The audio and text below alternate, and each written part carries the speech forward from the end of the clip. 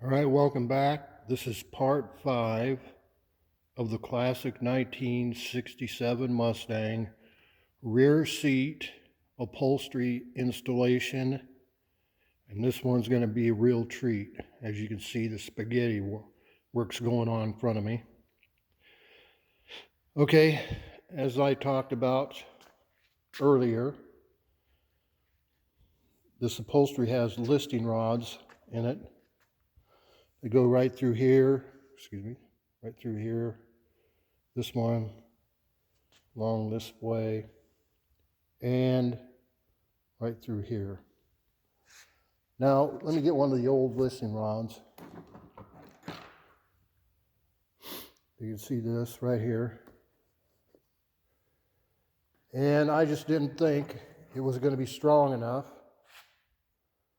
So I went to the local hardware store or Menards, whatever you want to go to. And they have a section there for metal, small pieces of metal. And what I got, or was looking for, was stainless steel rod that was a lot thicker than that, because there's going to be some pressure pulling on it, and I just didn't think that small enough rod was going to take it. It's probably going to bend. So what I did was went and tried to find stainless steel, but they didn't have any of that.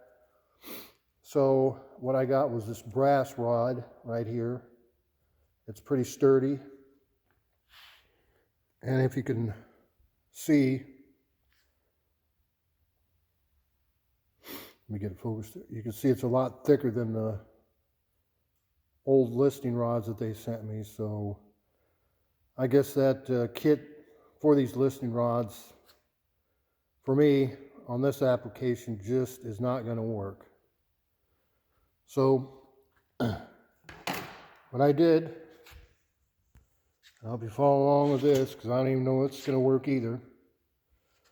But I took the listing rod, the new one, the brass one, and what I did was I cut small slits along these pockets here, and you can see along this one too. They're all basically the same. What I did was cut small slits in there. Then I ran the new brass listing rod right through here. And then with that, I wrapped one of these tie strips right around it. And what's going to happen is I'm going to fish this down between the two pieces of foam. And that way I can hook them on to the frame itself and kind of situate it in there where it's supposed to be, but I'm not going to tighten them down. I'm going to wait till I get at least half of it done, and then, maybe start cinching those tie straps down to where I can take a hog nose or hog ring and then attach it around the listing rod that I have in there and the frame of the seat itself. So this is basically what I did. I spaced these all out evenly, starting in the middle, then measured out evenly. Let me see if I can get down to it close enough. Looks like it's out of focus.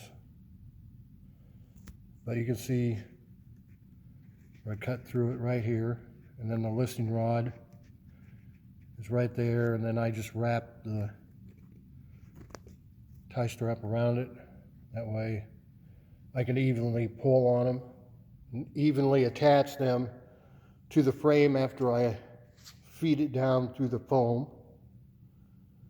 Now I'm going to go over here to the seat. And as you can see,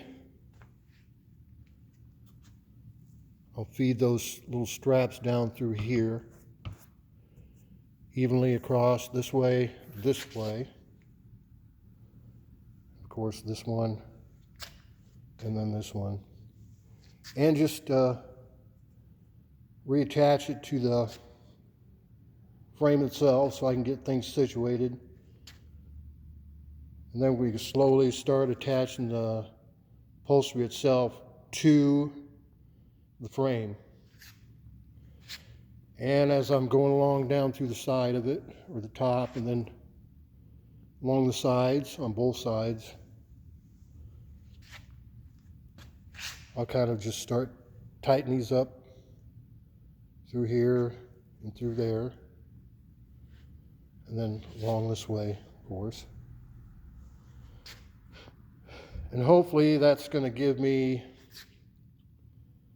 a tighter, secure upholstery on there, so there won't be any or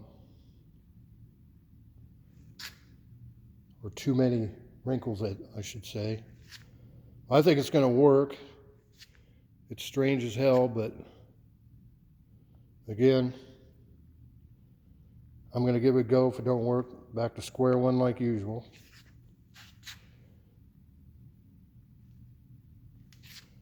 Okay, this is part 5.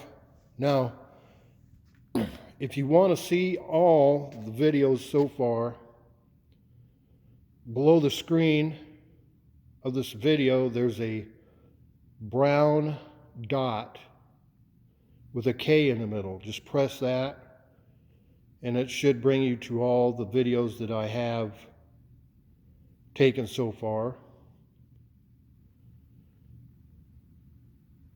This hasn't been hard, but it's kind of, you got to think 2 or 3 steps ahead before you can get things going. I couldn't find anything like this on the internet because basically the ones that I seen for Mustangs, and it was for 1966, I could find this hump is not there. This piece is just one flat piece. That would have been easy, but because of this hump, and you got 4 different pieces of foam that you got attached to it, makes it a little bit more difficult for this 67 fastback, which has a deluxe interior. If it has just a regular interior, would have been a lot easier, but since we have this deluxe, it's kind of gotten a little bit harder. So, one last look at it after this, at the spaghetti works.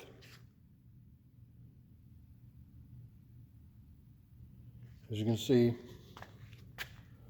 5 pieces wrapped around the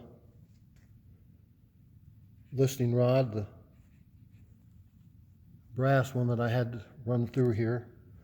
Oh yeah, there's one more thing I wanted to say. These pockets, these are sewn into the upholstery itself. You can see right here, this strip right here, I had to cut that so I could get the listening rod through there. If I didn't, this thing would not be sitting or be able to pull straight down. It would have just been hooked into this area. Same place for here. And also, oop, got my finger in the way, sorry about that. Right here, and of course right there. So I had to cut that. And if I hadn't, it just wouldn't pull straight or even. So this is the end of part 5. Part 6 coming up soon.